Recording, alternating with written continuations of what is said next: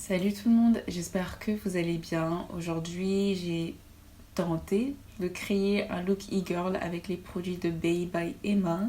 Donc Bay signifie Before Anything Else. Je vais juste vous laisser regarder la vidéo.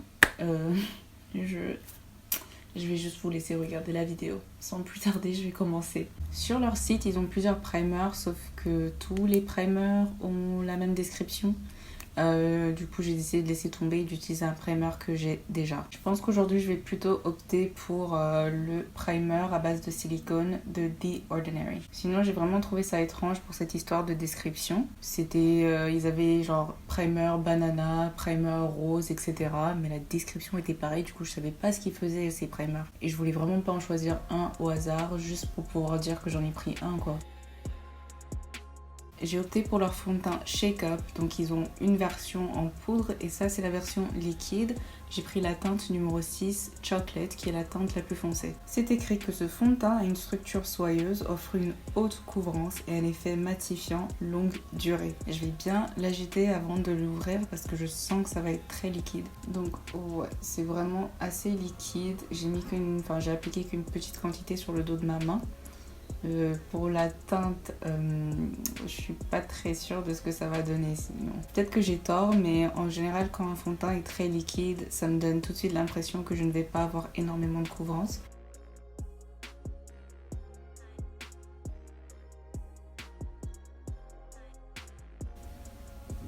Et j'aime pas l'odeur. Le sous-ton n'est pas correct parce que c'est plutôt rose comme sous-ton, donc je suppose que c'est un sous-ton neutre.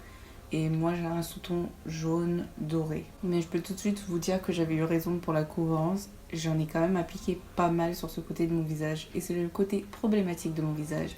C'est-à-dire que c'est là que j'ai mes taches, la majorité de mes taches et les cicatrices. Et ça n'a rien couvert du tout. Et je vais appliquer une deuxième couche que sur cette partie de mon visage, voir si ça change quelque chose.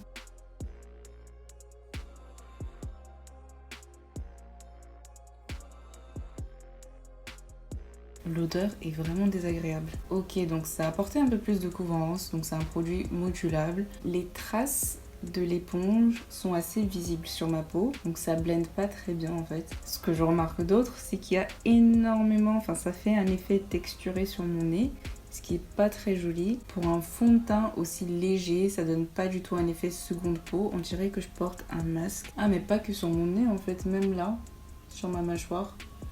C'est... Oh. Je suis pas fan. Bon, je vais terminer le reste de mon visage avec ce fond de teint et ensuite je reviens pour qu'on tente le concealer.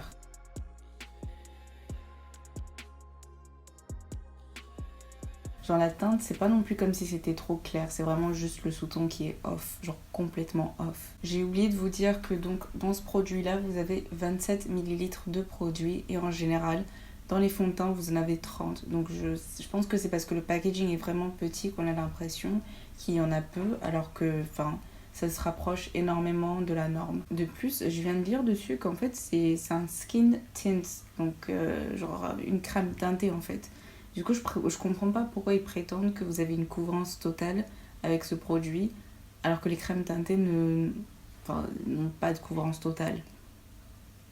Je suis confuse. Bref, on passe au concealer No More Spots. Donc pareil, j'ai pris la teinte la plus foncée, c'est la teinte numéro 5. Et c'est un concealer avec une texture légère et onctueuse qui s'étale facilement. D'ailleurs, tous ces produits sont vegan. J'aime bien la teinte.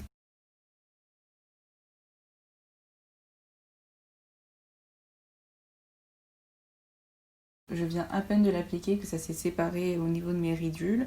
Mais après, j'aime bien la texture, j'aime bien cette légèreté.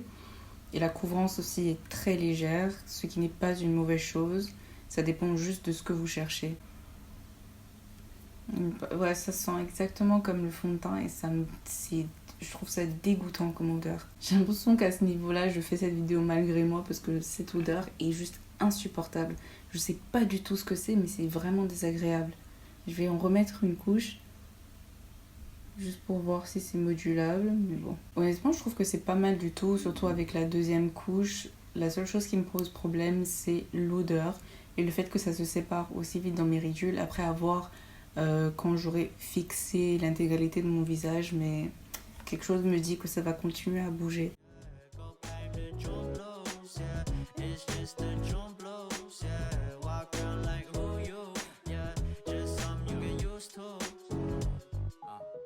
Breaking news got me breaking. I was present, hopeless, praying. Struck down at 20, plenty left to put behind you. You ain't peaked, death was speaking, now they speaking about you, leave it alone. Hope you grinning while you watch your bros on some soulful sunny shit to brighten up a wounded soul. Honest, you the penny, pick it up like Chevy, New Age Machiavelli, disagree, don't tell me, now you in infinity, we 98, trust that he be good. On the ball like BB, don't make no mistakes, got the faith.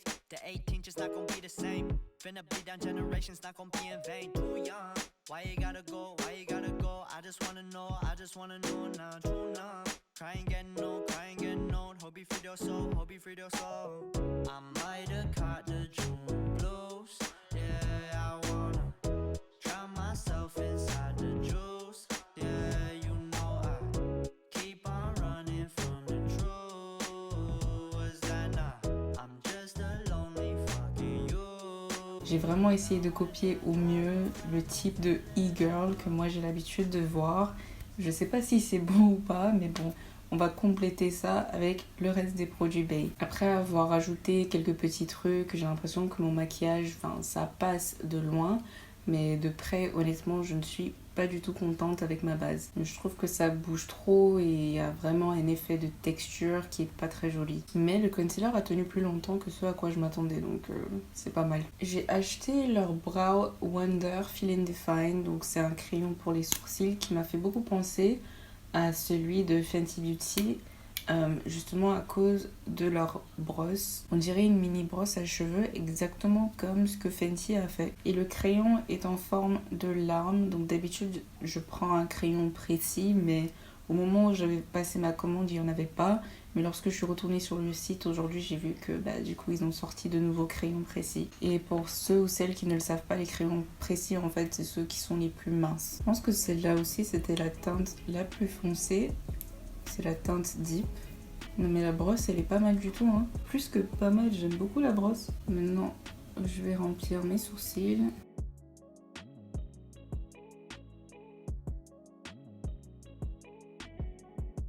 J'aime bien le crayon, je trouve que c'est pas difficile à utiliser, c'est pas trop crémeux. Mais ça marque bien. Je ne me vois pas remplacer mes crayons précis avec ce type de crayon là parce que c'est pas exactement ce que j'aime. C'est pas mauvais, mais c'est pas ça que je cherche quand je fais mes sourcils. Ensuite, un produit qui n'est pas de la marque Bay de Emma, mais juste de Emma, c'est leur gel à sourcils. J'ai essayé de chercher la description aujourd'hui, j'ai vu que c'était plus disponible sur leur site.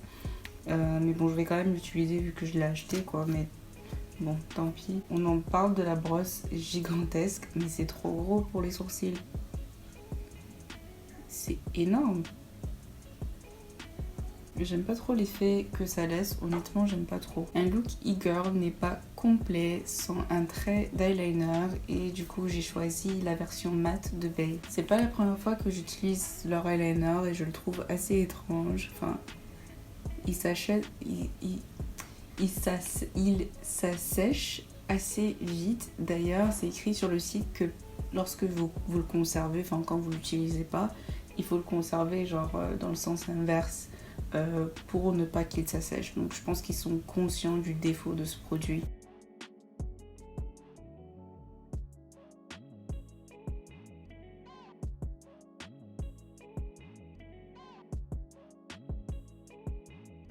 Là j'ai vraiment du mal à terminer parce que comme je vous disais, l'eyeliner s'est asséché et le produit ne sort plus. Bon, je peux vraiment pas faire plus que ça parce que ça marche plus. Donc tant pis. Je suis vraiment déçue et ça commence à m'agacer. Mais je vais terminer. En plus, il reste plus grand chose. Donc déjà, j'étais vraiment intriguée par leur mascara. Donc c'est leur mascara Skinny noir. Ça fait rien à part ajouter plein de matière à mes cils. J'ai même pas envie d'en parler en fait. On va essayer de terminer. Donc en édition limitée, ils ont sorti un stylo pour créer des taches de rousseur. Donc pour bien connaître la qualité de ce produit, je l'ai testé avant cette vidéo. Je peux vous dire tout de suite que ça s'efface rapidement. Pour que ça soit visible sur la peau foncée, vous devez faire des taches assez grosses.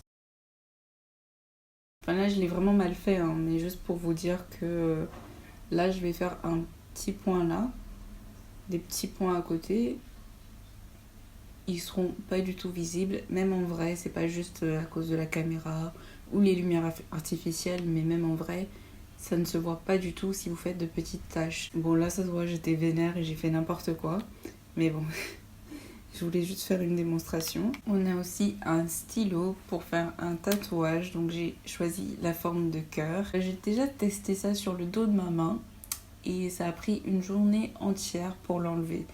Du coup, j'ai peur de l'appliquer sur mon visage, mais bon. Avec tout ce qui se passe déjà, pourquoi pas. Je vais en faire 2, juste en dessous de mes yeux.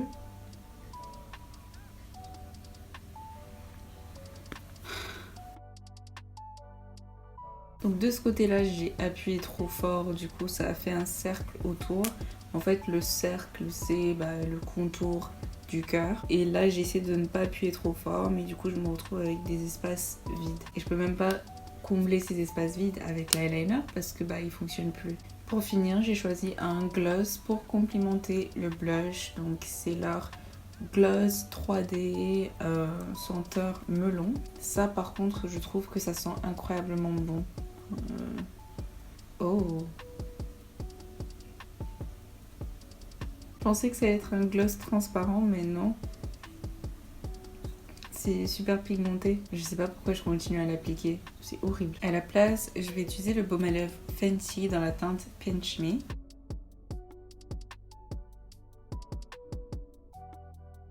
Je me vois pas conseiller à 100% aucun de ces produits, mais vraiment aucun. J'ai failli oublier, le concealer n'est pas mauvais, mais l'odeur et le fait que la formule n'est pas stable, ça bouge trop, ça me décourage de le conseiller aussi. Je suis un peu déçue, c'est pas du tout comme ça que j'imaginais que ça allait se passer, surtout que je voyais cette marque un peu comme la version dupe de Glossier, surtout dans le packaging, vraiment, ils se sont beaucoup inspirés de Glossier. Ça me rend triste, mais bon, juste parce que c'est pas à ça que je m'attendais. Donc, vraiment, n'hésitez pas à me dire en commentaire s'il y a un produit ou plusieurs produits de la marque Emma que vous appréciez énormément. Et dans ce cas-là, peut-être que je retenterai la marque. Sinon, si c'est pas déjà fait, n'hésitez pas à vous abonner, de cliquer sur like et à me dire en commentaire ce que vous souhaitez voir dans mes prochaines vidéos. Ça fait toujours plaisir et on se revoit dans la prochaine vidéo. Mouah.